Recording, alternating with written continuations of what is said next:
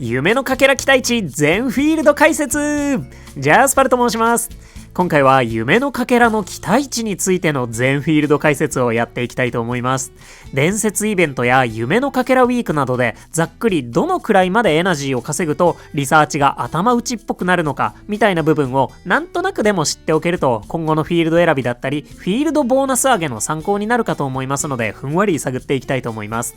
なお今回使用するツールの情報は2026年2月16日のものとなります。今後ポケモンが追加されていくとまた少しずつ変化していきますし、今後のアップデートでリサーチの仕様そのものがガラッと変わるなんてこともあるかもしれません。そちらはご承知おきください。それではかけら期待値全フィールド解説参ります。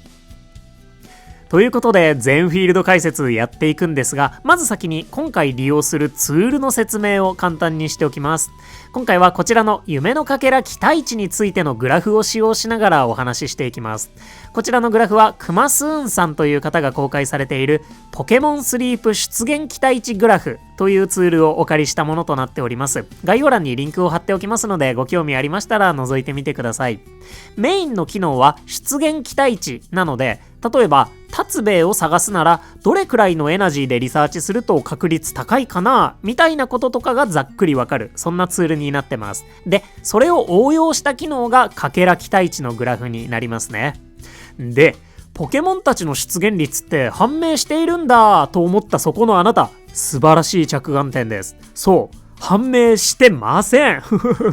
全く判明してないんですよね。で今後も判明することはないかと思うので、判明したら開発の人がやらかしたかサイバー攻撃で流出したかだと思いますてなわけでこのグラフは多くの仮定推定をもとに算出されています。仮定たっぷりグラフなんですよね。でどういう過程で作られてるかっていうのも詳細な説明の記事をくますんさんのノートで公開されておりますので、そちらも合わせてリンク貼っておきます。ぜひご確認ください。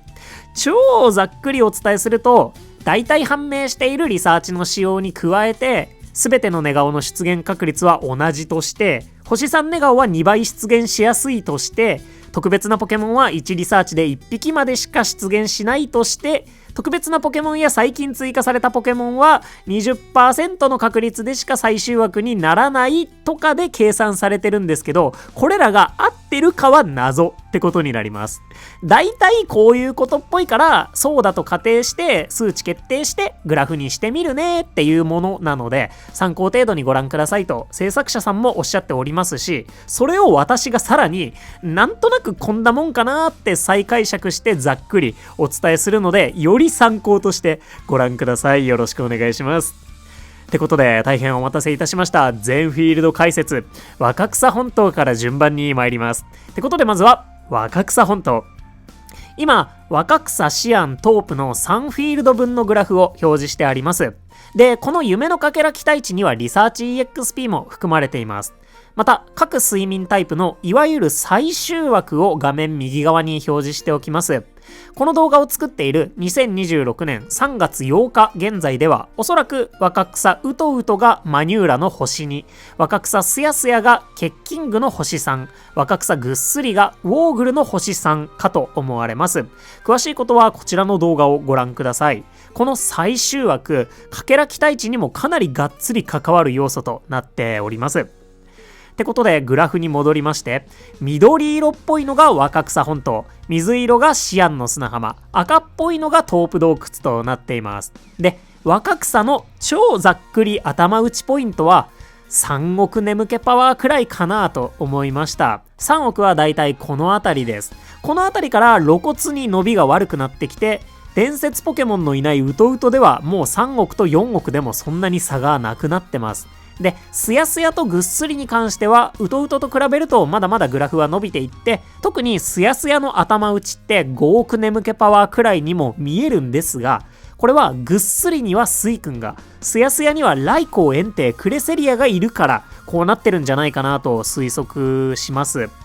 彼らは若草本島でも星3寝顔が出てきてくれるので、特に最終枠で星3寝顔に出会えると、それ一発で2億3億眠気パワー使ってくれてめちゃくちゃありがたい存在なんですが、若草ってマスター20が 3.2 億くらいなんですよね。それ以上稼げる人ってそもそもなかなか若草選ばないんじゃないかみたいなところまで含めて、やっぱりね3億ぐらいが頭打ちだと思っておくのがいいんじゃないかなと思った次第です。逆に伝説ポケモン探しをしたい場合はスヤスヤとかで5億6億眠気パワーくらい稼いでおくと可能性上げられるんじゃないかなと思います。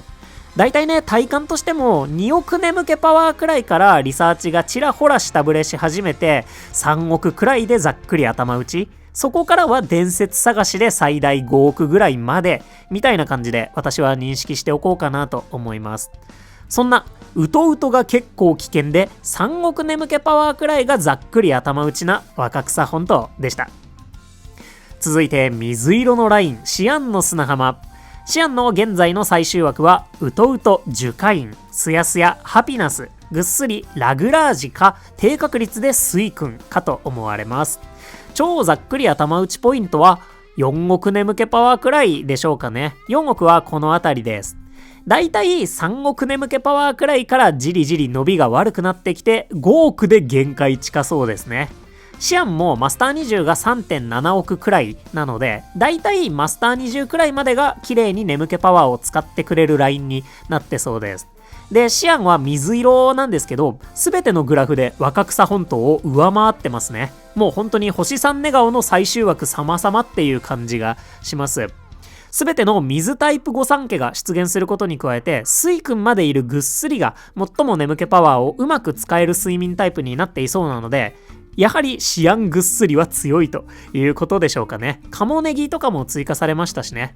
で、シアンは 1.2 億眠気パワーくらい稼げるとマスター14になって、スイ君の星3寝顔以外の全ての寝顔が解禁されるようになるので、例えばグッドスリープで火曜日眠気パワー3倍とかでもマスター14までいってれば、眠気パワー3倍になってもしっかりとそこそこ使ってくれそうだなみたいな感じに考えられたりもするので、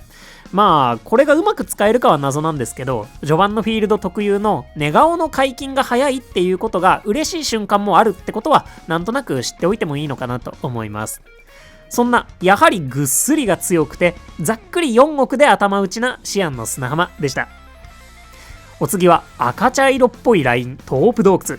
最終枠はウトウトラウドボーン、もう数ヶ月したらツボツボ、スヤスヤウィンディか低確率でエンテイ、ぐっすりバシャーモ、もう少ししたらフライゴンかと思われます。トープの超ざっくり頭打ちポイントはスヤスヤが3億、ウトウトとぐっすりが4億ほどでしょうかね。もうスヤスヤに合わせて3億と言ってしまってもいいかもしれませんね。マジ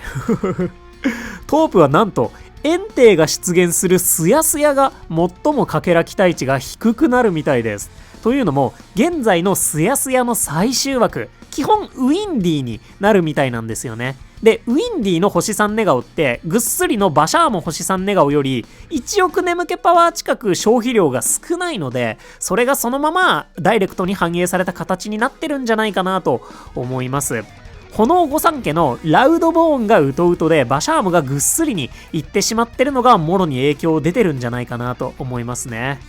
ってことでトープはどうやら睡眠タイプごとにかなり大きな差になっているっていうのが特徴的で、クチート、バシャーモ、ラグラージ、フライゴンあたりが追加されたぐっすりが現在では最も眠気パワー消費が得意みたいです。今後ね、ウトウトの最終枠はツボツボに、ぐっすりはフライゴンに変わっていくかと思うので、特にね、ぐっすりさらにもう少し強化されていきそうなんですが、スヤスヤに今後のテこ入れは来るんでしょうかね。一応ね、スヤスヤのポケモンたちって人影とかロコンとかは一部アンバーでも出現するようになったので、エナジーががっつり稼げるようになった後っていうのはアンバーでの厳選も検討してみてください。あとはトープ EX 待ちでしょうかね。そんなスヤスヤがなかなか魔境になってて、3億眠気パワーくらいからスヤスヤは黄色信号、ウトウトとぐっすりは4億くらいまでいけそうなトープ洞窟でした。まずね、最初の3フィールドはこんな感じになってるみたいですね。なんとなくの雰囲気はつかめましたでしょうか。それでは続いて、卯の花雪原参ります。卯の花の最終枠は、ウトウト、マニューラ、スヤスヤ、パーモットか、低確率でクレセリア、ぐっすり、アローラ球根になっているみたいです。で、グラフは卯の花、ラピス、ゴールドの3つで表示してあります。グレーっぽいのが卯の花で、紺色っぽいのがラピス、黄色いのがゴールドです。もうね、ゴールドが突出しちゃってるのが分かりやすいかなと思うんですが、卯の花とラピスは大体同じくらいで、実はシアン、トープとそう差がないっていうことも分かります。やはりね、ラピス以前とゴールド以降で明確に分かれてる感じがありますね。で、グレーのライン、卯の花の超ざっくり頭打ちポイントは4億眠気パワーくらいですかね。3億くらいから伸びが鈍化し始めて、4億くらいでゴールドとは少し差がつき始めてるのかなっていう印象です。で、氷タイプが勢揃いのぐっすりが4億ほどでだいぶ頭打ち感が出てそうです。クレセリア、パーモット、ハピナスのいるスヤスヤと、マニューラやミカルゲあたりが下支えしてくれてそうなウトウトは5億くらいまではなんとか答えてくれそうなんですが、6億からはほぼ横ばいって感じになってますね。一応、卯の花ウトウトのマニューラと卯の花ぐっすりのアローラキューコンは若草系以外ではお目にかかれない準フィールド専用ポケモンになっていて、アイテムで進化するタイプの木の実得意ポケモンなので、直接狙うためにしっかりエナジーを稼ぐ場合は、なんとなくの頭打ちラインを意識してみるといいんじゃないかなとは思います。これも相当やり込みの部類だとは思うんですけどね。ちなみに、春クジラより1年前に登場したアローラキューコンの方が眠気パワー消費大きいみたいで、今後もしばらくアローラキューコンの方が最終枠に残り続けるみたいです。マジそんなね、意外とぐっすりが4億眠気パワーくらいから怪しくて、6億で限界を迎えそうな卯の花雪原でした。続いて紺色、ラピスラズリコハン。ラピスの最終枠はウトウトジュカイン。スヤスヤ、ムシャーナか低確率でクレセリア、ぐっすりバシャーモか低確率でスイ君かと思われます。ラピスもほぼ卯の花と同じようなグラフなので、こちらも超ざっくり頭打ちポイントは4億ほどかと思います。ラピスヤスヤだけは3億くらいからだいぶ怪しい雰囲気になってますね。ここはトープっぽい感じでしょうか。スヤスヤにはクレセリアもいますし、ムンナ、ネイティ、アブリーと新ポケモンも続々追加されてはいるんですが、新ポケモンたちがそこまで眠気パワー消費の大きいポケモンではないので、ジュカイン、マスカーニャ、海流あたりが率いているウトウトだったり、バシャーモ、ウェーニバル、エルレイド、スイ君あたりが率いているぐっすりとで結構ね、乖離が出てますね。ラピスも4億ほどからはゴールドとはかなり差がつき始めていて、6億ほどでほぼ横ばいという感じです。今ではね、ラピスウトウトの最終枠も海流ではなく樹海になったので、ミニ竜の雨集めは少し大変になっていそうな印象です。ぜひね、ミニ竜の育成には雨ブーストを用いることも検討してみてください。そんな大体卯の花と同じで、スヤスヤは4億でももう怪しいラピスラズリコハンでした。続いて黄色、ゴールド急発電所。ゴールドの最終枠はウトウト、クワガノン、スヤスヤ、パーモットか低確率でライコー、ぐっすりボスゴドラかと思われます。ゴールドからはだいぶ景色が変わってきますね。ゴールドの超ざっくり頭打ちポイントは分かりやすく5億としちゃいましょうかね。スヤスヤとぐっすりは 4.5 億くらいからちょっと怪しくなってきて6億でほぼ横ばい。でもね、この横ばいも卯の花やラピスより1段階上になってますね。で、ウトウトはなんでこんなに強いんですかウトウトだけは5億でもまだ余力がありそうで、6億くらいまでは相当頑張ってくれそうだなと思います。7億でさすがに限界が近いのかなっていう感じですね。で、ウトウトはそもそも最終枠のクワガノン星3ネガオが2億眠気パワーくらい使えて安定して強いっていうのと、パンプジン、ストリンダー2種、ジュカイン、ドンカラス、ミミッキュ、マスカーニャ、ラウドボーン、フワライドと、もうシンプルにみんな強いですね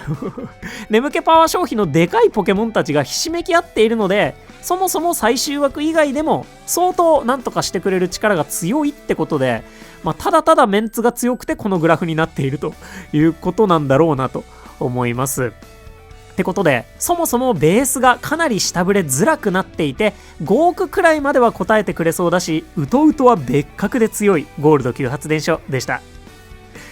さあ、残すは2フィールド、アンバー渓谷と若草 EX となります。オレンジ色のラインがアンバーで、濃い緑が若草 EX となってます。そして比較しやすいので、ゴールドも続投してもらってます。っ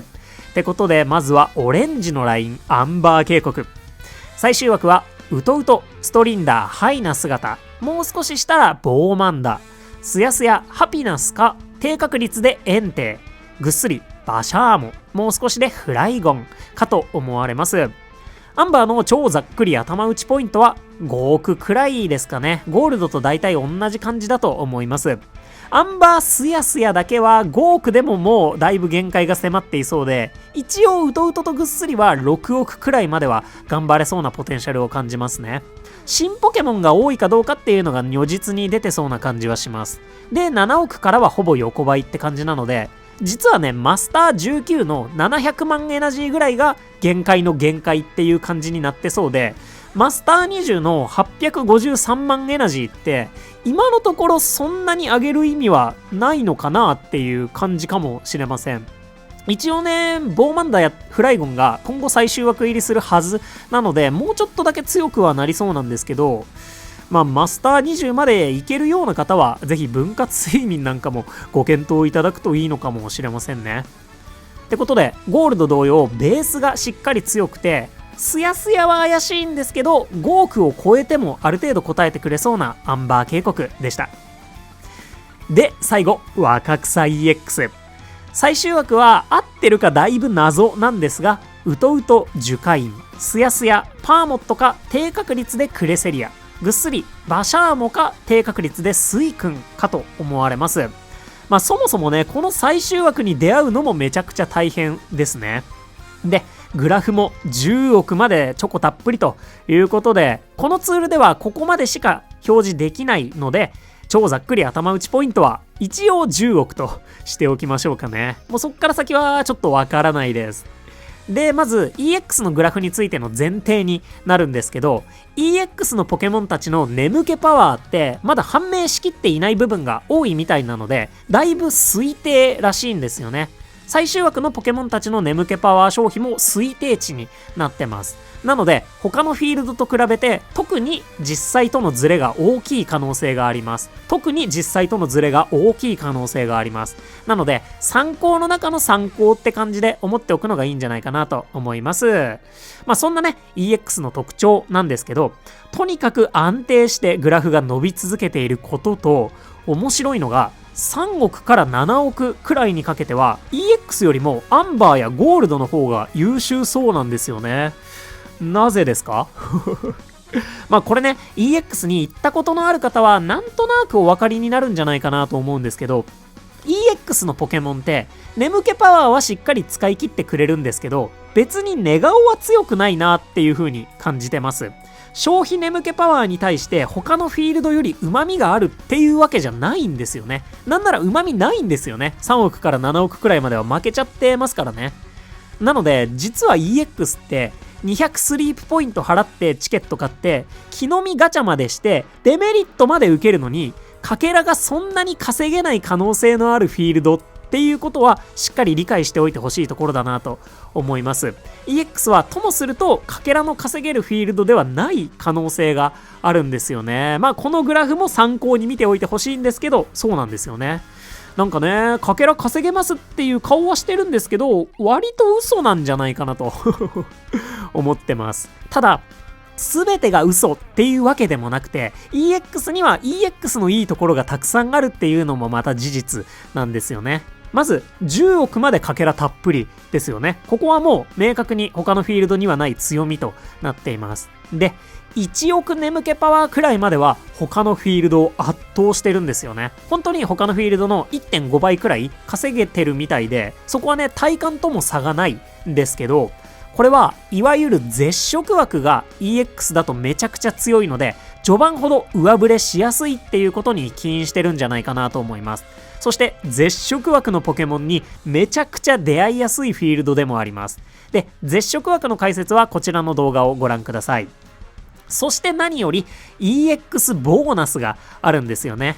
まずメインの木の実に選ばれるとお手伝いスピード 10% 短縮、スキルレベルプラス1、そしてメインとサブの木の実は木の実エナジー 2.4 倍か木の食材プラスかスキル率 1.25 倍のどれかの EX ボーナスをランダムで受けることができます。で、この EX ボーナスがキャンペーンやイベントのボーナスと基本重複しないっていう仕様になっているので、それこそ12月のホリデーとかイベントのボーナスで氷タイプの木の実確定、氷タイプの集める食材プラス1個、氷タイプのスキル率 1.5 倍とかがあると、食材とスキルのボーナスってすでにあるので、ほぼ確実に木の実エナジー 2.4 倍の EX ボーナスが選ばれる上に、氷タイプがメイン木の実確定だったりとかして、ランダムだった要素がかなり少なくなって、シンプルに氷タイプがめちゃくちゃ強化されるよねと。氷タイプさえいれば他のフィールドよりエナジー稼ぎやすいぜみたいな状況にもなったりしてくれるんですよね。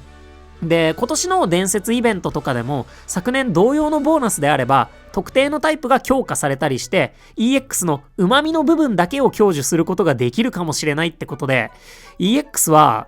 タイミングゲーですあと色違いが出てきやすいのと、お香で呼び出したポケモンも報酬が大きくなりますっていう明確な強みも備えているので、行きたいタイミングも明確に存在していて、故にフィールドボーナスは上げておきたいっていうフィールドなんですよね。そんな感じで EX ってただかけら集めをする際に有効かどうかってかなり諸説あると思います。特にかけらウィークでは木の実固定もないですし、 EX ボーナスも木の実か食材の2択になるかと思いますし、行くのにも EX チケットが必要なので、ここで使っちゃうともしかしたら来月ぐらいに訪れそうな伝説イベントで料理ガチャができる回数が減っちゃうかもしれないなとか、かなり判断の分かれるところだと思いますので、基本的にはどれくらい眠気パワー稼げるかとかで検討してみてください。あとはね、ガチャまではしないけどフィールドボーナスは上げておこうとか、いろんな選択肢あるかと思います。で、再三にはなるんですけれども、 EX のグラフは特に参考の中の参考で見ておいてください。まあ序盤が強いっていうのは私の体感ともバッチリ合ってますし、めちゃくちゃエナジーが稼げる方は EX の方が稼げるっていうのも全く間違ってないと思います。といった10億眠気パワーまでは使えそうな他のフィールドとは一線を画すクセ強フィールド若草 EX でした。